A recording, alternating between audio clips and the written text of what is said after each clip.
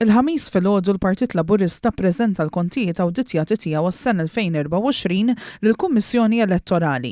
Ir-rapport finanzjarju ġie awditjat mid-ditta tal-Awdituri Grant Thornton u kien approvat mid-delegati waqt il-Konferenza Ġenerali Annwali li saret madwar xahar ilu.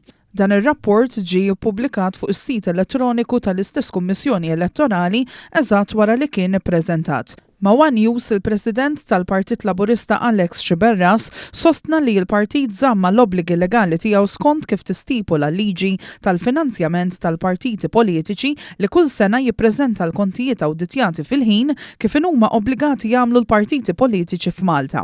Dan b'kuntrarju għall-Partit Nazzjonalista li ilu għal dawn l-aħħar 5 snin jikser il-liġi b'mod sfaċċat għax ma ppreżentax il-kontijiet awditjati u la qed ikun trasparenti mat-tesserati tiegħu u wisq inqas mal-pubbliku in ġenerali. Għal darb'oħra l-Partit Laburista qed juri bil-fatti kif ir-responsabbiltajiet tiegħu joħodhom b'serjetà u dak li huma l-obbligi tagħna, l-obbligi ta' trasparenza, l-obbligi li noru l-kontabilità tagħna inżommu dejjem magħhom.